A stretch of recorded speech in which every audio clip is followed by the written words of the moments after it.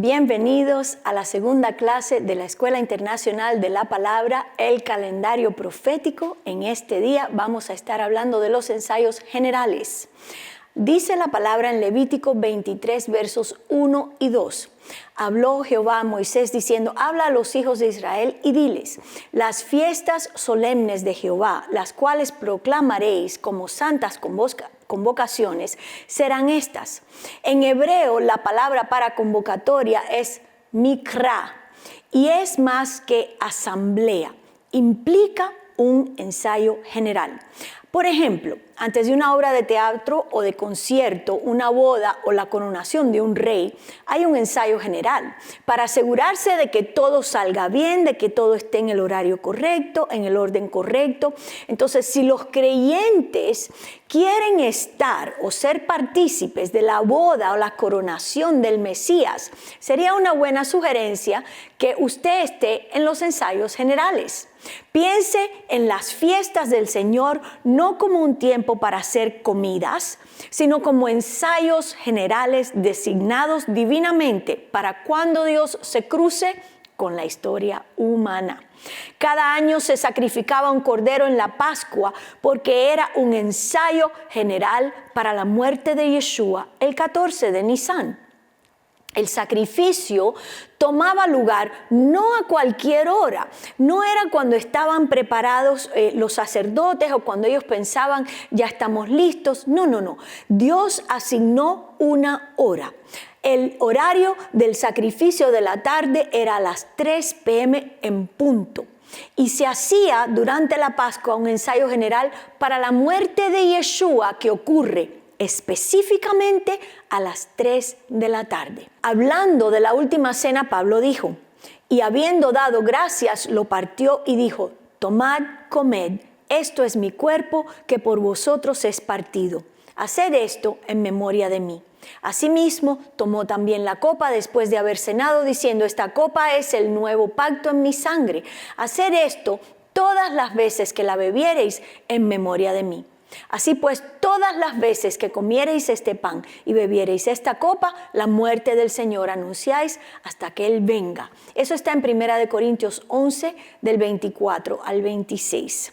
Y si bien los creyentes deben celebrar la resurrección de Yeshua, también es de suma importancia que celebren su muerte en memoria de Él. Creo que es necesario decir o aclarar esto. La Pascua no es un día. La Pascua era en aquel tiempo un cordero muriendo para representar al Cordero de Dios que moriría. Pero en realidad, la Pascua es una persona y su nombre es Jesús. Éxodo 12, 21 dice, y Moisés convocó a todos los ancianos de Israel y les dijo, sacad y tomaos corderos por vuestras familias, y sacrificó la Pascua. Ahora, dentro de los ensayos hay algo muy importante. Cada celebración tiene música. El Halel se compone de los salmos del 113 al 118. Y para entender la profecía de los últimos tiempos debemos entender los ensayos generales del Señor. La palabra aleluya proviene del Halel y significa cantar alegre. Estos salmos fueron cantados durante la última cena. En esa última noche de Jesús en la tierra, junto a los discípulos, cantaron el Halel, siendo el Salmo 118 el último himno, cantando antes de que Jesús y sus discípulos fueran al Monte de los Olivos, junto antes de que Él fuese entregado. Dice el Salmo 118, 22 y 23, aludiendo a Jesús, la piedra que desecharon los edificadores ha venido a ser cabeza del ángulo. De parte de Jehová es esto, y es cosa maravillosa a nuestros ojos. Y verdaderamente lo es. Dios hizo que David escribiera esta canción 1000 años antes, porque quería que esa canción se cantara en el funeral de Yeshua. Yeshua fue crucificado a la 3:00 hora, o en otras palabras, a las 9 de la mañana. Pero ¿qué otra cosa estaba aconteciendo en ese día en que Jesús es crucificado? El 14 de Nisan, a la hora tercera o las 9 de la mañana, el sacerdote ataba en el templo el cordero pascual que iba a ser sacrificado sobre el altar. Jesús fue atado al mismo tiempo, sincronizados los relojes, sincronizados los horarios, y ahora al mismo tiempo que en el templo se está llevando a cabo aquel ritual de la Pascua, fuera de los muros de la ciudad, Jesús está siendo crucificado y atado a aquel madero. Fue exactamente a las 9 de la mañana cuando el cordero pascual estaba sobre el altar. El Jalel se cantaba 3 veces al día: 9 de la mañana, 12 del día, 3 de la tarde. El historiador judío Josefo registró 2 millones de judíos en Jerusalén durante la Pascua, durante la fiesta, en aquel tiempo en que Jesús fue crucificado. Ahora imagínese usted conmigo esto. Vayamos en nuestra imaginación hacia aquel día, aquel tiempo tan diferente de como usted y yo celebramos hoy. El monte del templo a las 9 de la mañana tenía un coro de 2 millones de personas cantando el Jalel. Y mientras Yeshua estaba siendo atado en la cruz, escuchó un cántico del Salmo 118, 27 que dice: Jehová es Dios y nos ha dado luz. Atad víctimas con cuerdas a los cuernos del altar. Las fiestas eran ensayos generales planeados de antemano por el Señor. Él dijo: mi hijo morirá el 14 de Nisan. Será atado a la cruz a la hora tercera del día, a las 9 de la mañana. Porque esa era la hora del ritual dentro del templo. Porque todo lo que acontecía en el templo no era sino una sombra de lo verdadero, lo que estaría aconteciendo en la vida de Jesús de Nazaret. La gente estará cantando: atad el sacrificio con cuerdas, en el mismo momento en que el sumo sacerdote está atando el sacrificio, en el mismo momento en que Yeshua está siendo atado a la cruz. Y aquí hay un mensaje poderoso para los hijos del Señor. Aquí hay un mensaje para usted y para mí. Los tiempos de Dios son exactos, perfectos, sincronizados. No sobran minutos ni tampoco faltan. Entonces, para usted y para mí es importantísimo estar conectados y sincronizados con el calendario del Señor. Amén. Al mediodía, la hora sexta del día, cuando oscureció por 3 horas, ¿qué les oyó cantar Yeshua? Salmo 118, 16. La diestra de Jehová es sublime, la diestra de Jehová hace valentías. A la hora 9 del día, a las 3 de la tarde, en el momento en que el último sacrificio de la Pascua moría, en ese mismo momento, Yeshua, fuera de los muros de la ciudad, también moría. Él, así como entregó su espíritu, escuchaba el cántico de 2 millones de adoradores diciendo: oh, diga ahora a Israel que para siempre es tu misericordia. Diga ahora la casa de Aarón que para siempre es su misericordia. Digan ahora los que temen a Jehová que para siempre es su misericordia. Desde la angustia invoqué a Jehová y me respondió. Poniéndome en lugares espaciosos, Jehová está conmigo, no temeré lo que me pueda hacer el hombre. Jehová está conmigo entre los que me ayudan, por tanto, yo veré mi deseo en los que me aborrecen. Este es el Salmo 118, 2 y 7. Todo esto iba a suceder el día 14 del primer mes, el 14 de Nisan. ¿Por qué? Porque Dios lo agendó así.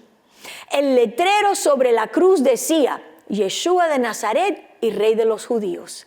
Y la razón por la que los judíos querían que se cambiara lo que decía la inscripción de ese letrero en la cruz es porque las primeras letras de las 4 palabras que estaban escritas ahí deletrean el nombre de Dios, Yad-Heh Vav-Heh. Esto era lo que estaban viendo los judíos. ¿Por qué? Porque ellos miran la primera letra de cada palabra. ¿Y qué deletreaba? El nombre del Altísimo, el nombre del Dios Todopoderoso. ¡Ja! ¡Qué tremendo! ¡Qué poderoso! Y cuán exactos son todas las cosas que Dios ha preparado. Al día siguiente Jesús, quien no tenía levadura, fue sepultado en el primer día de la fiesta de los panes sin levaduras. Yeshua se convirtió en las primicias de la resurrección en la fiesta de las primicias. ¿Cuántas personas celebran la muerte y la resurrección de Jesús en el calendario pagano en vez de sincronizar sus tiempos con el calendario de Dios y celebrarlo en el calendario del Señor? Qué interesante. La muerte y resurrección de Jesús deben celebrarse cuando sucedió en el calendario correcto.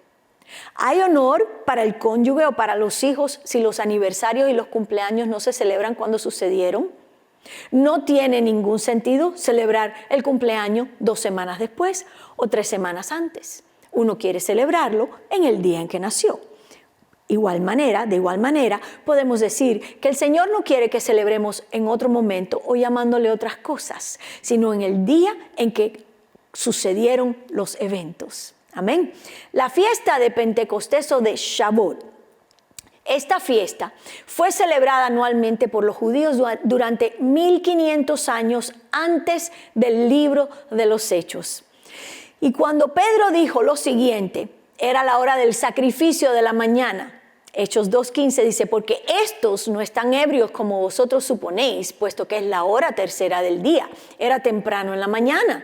No había nadie ebrio con vino, sino que estaban llenos del Espíritu Santo. Dice, incluso Pentecostés se cumplió no solo al día, sino a la misma hora. ¡Qué impactante! Y qué bendición el poder recibir esta información para nosotros aprender. Jesucristo es el mismo ayer, hoy y por los siglos, según la palabra en Hebreos 13:8. Sus cosas no cambian. Todo lo que Él ha hecho es eterno. Él cumplió las fiestas de primavera hasta el día de su primera venida. Y si Él cumplió las primeras fiestas, también cumplirá las fiestas del otoño hasta el día de su segunda venida. Qué impactante, qué importante saber estas cosas. En su bosquejo usted tiene una gráfica donde podrá ver las fiestas del Señor, las fiestas de la primavera, las cuales ya se cumplieron con la primera venida de Cristo, y las fiestas del otoño que aún están por cumplirse. Estos tiempos señalados son ensayos generales divinamente señalados o agendados para los próximos eventos que se van a cumplir. Si no sabemos cuándo son estos días, no estaremos preparados. Como un equipo de operaciones especiales dentro del ejército, el ejército del Señor necesita sincronizar sus relojes entrando en el calendario de Dios, porque los eventos sucederán en esos días, en esas fechas que ya han sido agendadas en los moeds de Dios. Diga conmigo, los moeds de Dios. Eso no significa que la gente debe fijar fechas. No sabemos en qué año Jesús regresa. El año no se sabe. Pero sí es importante comprender que los ensayos generales designados divinamente en el calendario de Dios los debemos cumplir. Para estar en la boda y coronación del Mesías, debemos asistir a los ensayos generales y saber qué vamos a hacer. Imagine usted una multitud de millones de personas gritando y aplaudiendo mientras el Mesías es coronado, Rey de Reyes y Señor de Señores, y entonces Él toma su trono. Durante el ensayo general debe haber una ola de shofars alrededor del mundo en cada zona horaria en la fiesta de las trompetas o Rosh Hashanah, mientras la gente practica la coronación del rey. En Rosh Hashanah se tocan los shofares 100 veces y la última explosión se conoce como el último triunfo. Y Pablo dijo, a la última trompeta, se está refiriendo a la 100ª explosión del shofar en Yom Teruah o el Año Nuevo. En 1 Corintios 15, 52 usted puede encontrar ese versículo. En el cielo y en la tierra hay resonancia armónica en Rosh Hashanah mientras todos ensayan el regreso de Jesús. En algún año desconocido, mientras se celebra la fiesta de Rosh Hashanah, mientras todos gritan y alaban al Rey, en un instante, en un abrir y cerrar de ojos, seremos transportados para reunirnos con un grupo celestial que nos está esperando. Eso lo vemos en 1 Corintios 15, 52 también. Ahora, la fiesta de Sukkot o tabernáculos. Vemos algo tremendo en los evangelios, en el libro de Juan. Los hermanos de Jesús le dicen que fuera a revelarse al pueblo durante la fiesta de los tabernáculos.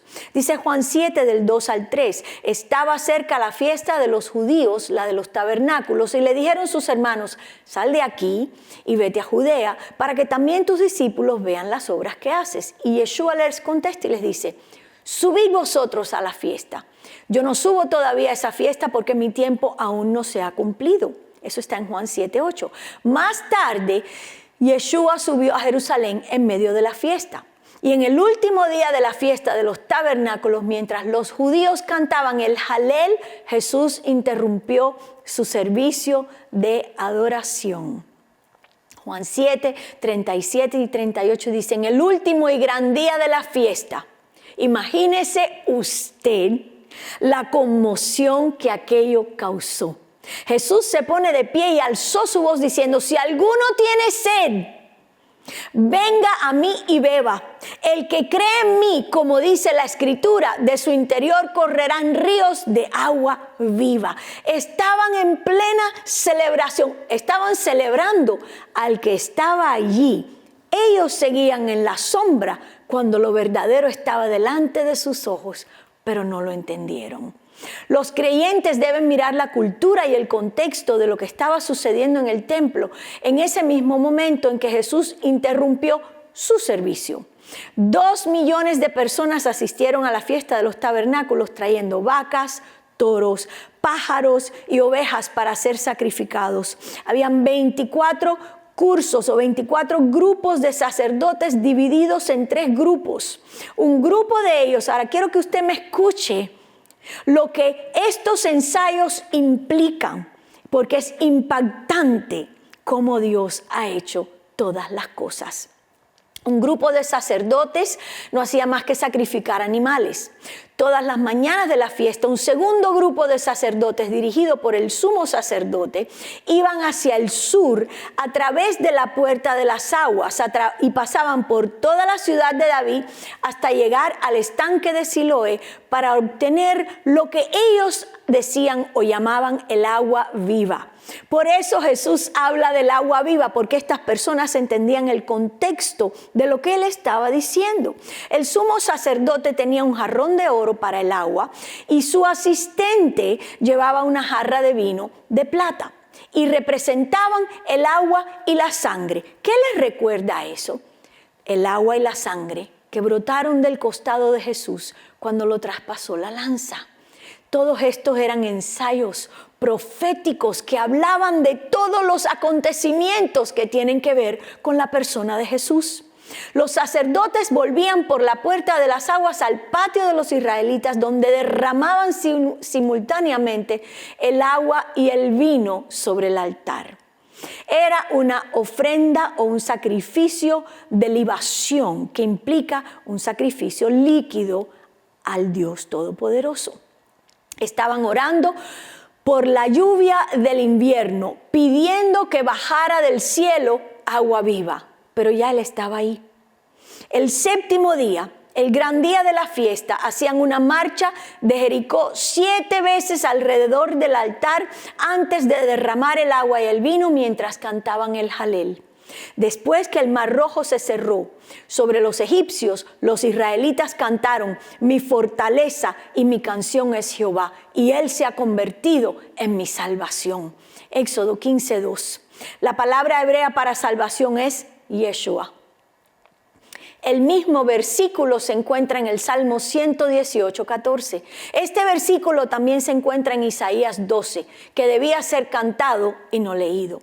Los judíos estaban cantando Isaías 12 cuando Yeshua interrumpió el servicio de cánticos. Y él saltó y dijo, como dice la Escritura. Se estaba refiriendo a la escritura que acababan de cantar en Juan 7:38. Y dice, he aquí Dios es salvación mía. Me aseguraré y no temeré, porque mi fortaleza y mi canción es Jehová, quien ha sido salvación para mí. Sacaréis con gozo aguas de las fuentes de la salvación. Después de que cantaron esas palabras, Jesús se puso de pie y gritó diciéndoles que Él era de quien se hablaba en la escritura. Y para terminar su canción, ¿qué tenían que cantar a continuación? Regocíjate y canta. ¡Qué tremendo! Moradora de Sión, porque grande es en medio de ti el Santo de Israel. Isaías 12:6. El tercer grupo de sacerdotes pasó por la puerta del este hacia el valle, donde recogían ramas de sauce que tenían como 20 pies de largo. Miles de sacerdotes formaban un desfile y con cada paso ellos agitaban las ramas de sauce. Imagine el sonido del susurro y el viento hecho por estas ramas de sauce. La palabra hebrea para viento es ruach, que se traduce como espíritu.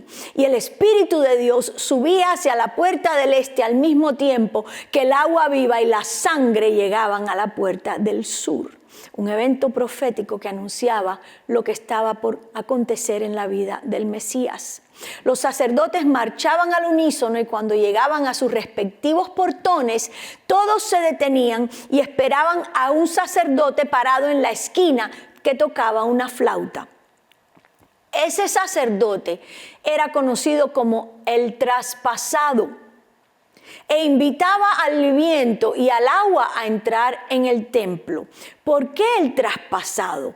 Así que tenían una flauta, estaban cantando el Jalel. ¿Y quién era el que iba a ser traspasado y de quien iba a brotar agua y sangre? Del Mesías. ¿Están viendo? ¡Qué hermoso!